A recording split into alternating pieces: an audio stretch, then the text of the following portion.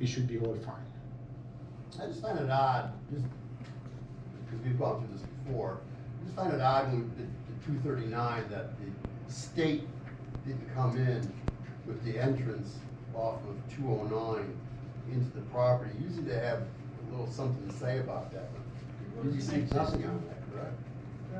No, they actually, it's a different person than it used to be, so I don't know, maybe it's a little lower than. It's also possible if we receive comments, just because they're received after the 30 days, doesn't mean we can't look at them, consider them, adopt them.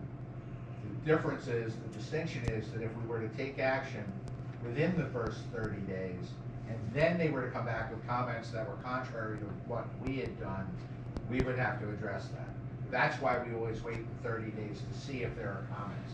Basically, at this point, because the 30 days has elapsed, the comments are no longer binding. Thanks, man. I knew something, but. Sure. Okay, that answers that. Anything else?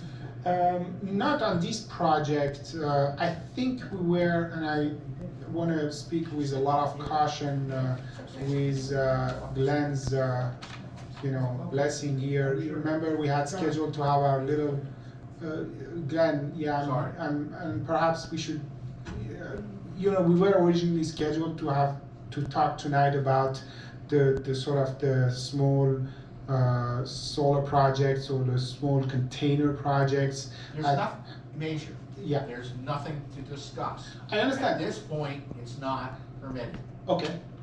All right. So I guess we discussed that offline, right? That sounds So like a plan. you and I, we can find a path forward, hopefully. Perhaps. Okay. That's exactly. I mean, if we have to go to zoning board, we Yeah, go it to would zoning. either be going to the ZBA, or it's my understanding that the supervisor may entertain having that discussion with the town board to see if the local law should be changed. Understood. Okay. So I just wanted to, make sure that I do the right thing here and take it offline. Okay. I don't think we have anything else on our side, Robert. Yes, we're talking. Yeah, they're gonna do it. Yeah, I'm gonna stop date for some chain wire. Okay. All good? Yeah, we're good, yeah, we'll see you either before, or we'll see you on May 8th, either or. Hey, very nice. Thank you so very much. Have a good evening. Thank you. Thank you. Anybody show up for 993 taxi cab company now? That's great. I have something to do. Yes, sir, Mr. Dubois. So board members, except for Patrick, might recall that there was discussion, pre-apps, not much action, but discussion about a project down the road from Dragon Springs called Deerpark Commons. It was proposed by a guy named Alan Adler. Basically, it was going to be restaurants, shops, apartments, and things of that nature. So Mr. Adler recently, in the last week or so, contacted the town supervisor and indicated that he's considering moving forward at this point. However, the application has changed somewhat dramatically. So because of the passage of time and because of the changes, Supervisor Spears indicated that he should come to the planning board for a pre-application meeting. Candidly, whatever. So he indicated that it would be his preference to have the consultants, his attorneys and engineer, meet with the planning board attorney and engineer, along with perhaps the chairman, town supervisor. In other words, a small group to go over what is being proposed before they come to the planning board with a formal application. Essentially, the supervisor said it's okay with him if it's okay with the planning board, it's okay with me if it's okay with the planning board. I contacted his attorneys who indicated that they were okay. In fact, they asked me to speak to the planning board to see how he wished to proceed. It was my understanding that he was pushing back against a pre-app. They have indicated to me that he's not really against the pre-app. He just thinks it would be more effective to have consultants meet first so that there can be a better understanding of what's being proposed, so it can be communicated more effectively to the planning board and or the public, as the case may be, at some point in the future. So I am tonight asking what the planning board's preference is. Do you have any objection to my meeting and scheduling a meeting between the attorneys, the engineers, the applicant, and probably a town official or two? What's your sense? I have no problem. I have no problem. Eventually, it's gotta come to us. It's gotta come here anyways. Oh, it's definitely Yeah, coming to you come at here. some point. The function is when. Yeah. I think the idea is so that at least the consultants won't be completely caught off guard when they're first doing their pre-app, saying this is what we want to do. And frankly, it'll give me an opportunity to run interference and make sure that you guys, have the information that you need as well. So if you're okay with it, I'll start that scheduling process and hope to do that, so that I have no idea when they might be coming in, whether it's sometime in May or sometime in June. I'm confident it will not be in the month of April. So it might be your Do we second need meeting. to, do a motion for that approval, or do we just say yes? No, this is informal. They don't have an application before the planning board. I'm basically looking to for guidance. I'd say go with it. There's, we could actually take one other planning board member into that meeting. 2 can go, 3 can't, because then it has to be publicized, but if Craig wanted to sit in on that meeting, being the co-chair, That's fine. and myself going as chairman, we could do it that way. I just, Sure. I have limited, there's times, like, Right. can't be doing it. What I'll do is once I'll reach out to them and we'll try to figure out kind of availability. But what I'll do is, and it probably won't happen until Tuesday, but I'll circulate an email and I'll copy the 2 of you, not the rest of the board, with whatever my assistant. So that when people are replying all, everybody can see, yes, I'm available, no, I'm not, or whatever. But in the same sense, if Craig can't make it, somebody else could actually go in his place. Sure.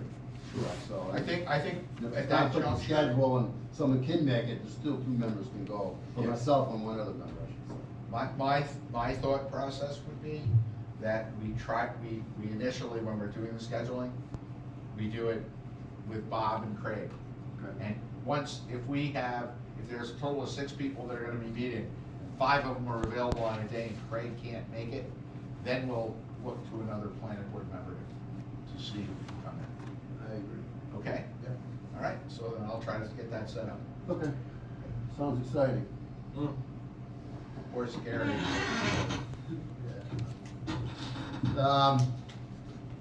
Approval of, the February, been a while since we had it. February 28th, planning board minutes, that needed approval, a motion to approve those minutes.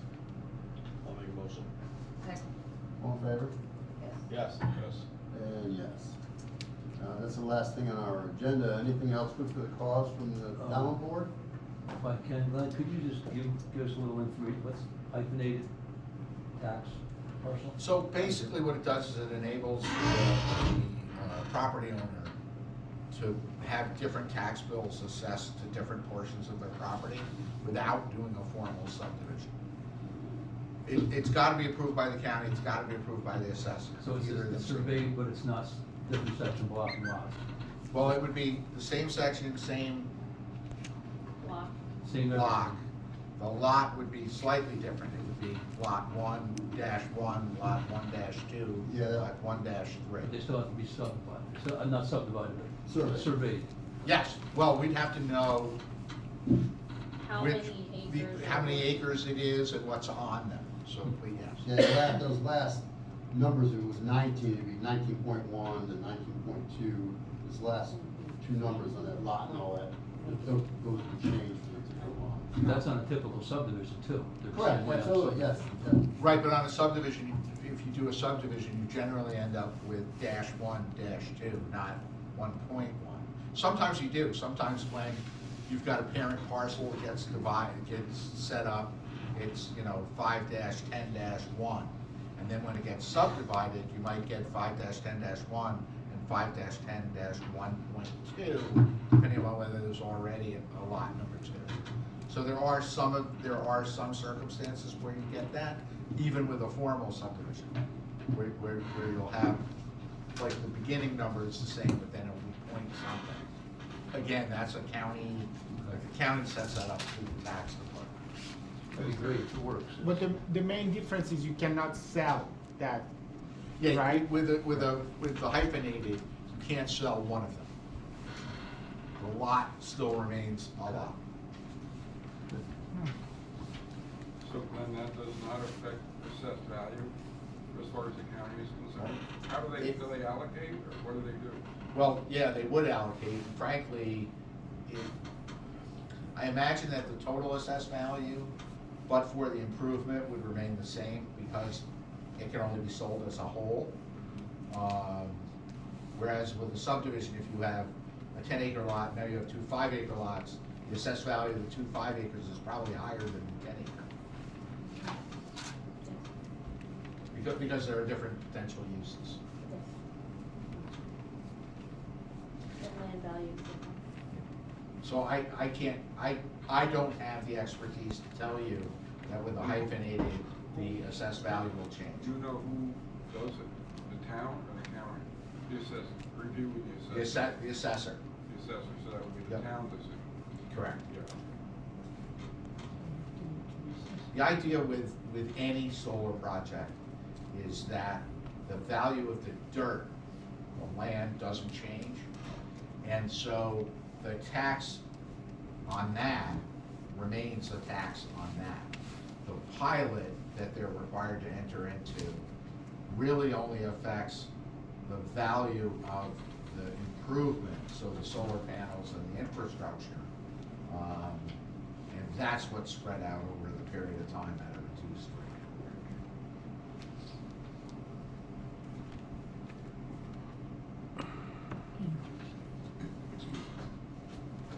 Are there other circumstances where this would apply? I mean, I see for this specific instance, but are there any other circumstances that somebody might want to do this? What's that? Sometimes they do it for financing purposes. I've seen it, financing purposes. Like if you're borrowing money on different pieces, and you don't want But to, how could you do that if they're not separate pieces? well, you can. How would you foreclose? Well, they'd have to foreclose on the whole. Frankly, that doesn't make much sense to me for just that reason. If they're gonna foreclose, they're gonna have to foreclose on the whole. On the other hand, the ownership is the whole. So in that theory, the owner could borrow, right, and pledge the property as collateral. I don't know, just Yeah, curiosity. it doesn't make much sense to me that, you know what, I guess if you are hard pressed and you need to borrow and your collateral is there, you can do it, but why a bank would, I just don't know. I would think that the lien would be against the entire thing, not the hyphenate. You're right, that's how it is. The few that I've seen are Orange and Rockland Towers that are on properties, and the mobile home parks do it for their exemption purposes. Okay, so that makes sense. So with the Orange and Rockland Towers, because that little piece of dirt is gonna be generating income to the property owner, and there's probably either a pilot or some other assessment relative to the actual structure, that would be separated off, but not subdivided out. And with regard to the mobile home parks or manufactured home communities, there are some where they get one tax bill. But with all of them, I believe, for example, if Bob is a veteran and he's living in a manufactured home, he gets a special exemption for the veteran's exemption. So it's different than if I had a manufactured home and I'm not a veteran. So they apply it to the different homes by doing hyphenated, again, you're not subdividing the parcel, it's one big parcel, that is the park. But each of the units has a hyphenated thing so that Bob can get the benefit of his VA exemption where I can't. The cell tower scenario is the gist of, question. you can have 100 acres, That's but exactly how 1 it is. acre divided Exactly. for a cell tower, And I doesn't only take that know out of that from 100. being that you You can't sell that 1 acre separate from the 100, it's not, it's still part of that, but it's taxed, basically, it would be the same thing with the solar. Right. Pro rata. Now, how would that affect the, I guess it would affect the decommissioning, because it's still all the same piece? All the same way. Yeah, I mean, if they, Decommissioning would be established for each of the separate structure groups. would it be a But- separate pilot for each one then? Probably, yes, because with the hyphenated, they're gonna have a different tax bill. I mean, that's the whole purpose for doing it, that's why I want our laws to be different. They wanna be able to have And different tax. we have 3 separate systems. Right, so each So you can see system is gonna have why. its own pilot. Exactly. Each system is gonna have its own tax bill. So, That makes sense. Sounds good to me. Anything else good for the cause? What's the cause? no, sir. Maybe? I'm good. Any last words? No. All right, then, and in that case, we'll, turn the meeting over to Mrs. Cindy. Make a motion to adjourn. All in favor? We need a second. I'll second. All right, well, we'll do the second if that's where you wanna do it. All in favor? Yes. Do it, do it. All right, appreciate everybody showing up tonight. Good meeting. Manager, good seeing you again. Thank you as very much usual. for having me. You always liven things up, you always got something going on. Thank you. Yeah, when you, the other one, Pat, good job, man. Rob, you should keep Yeah, we're on, to we're on. where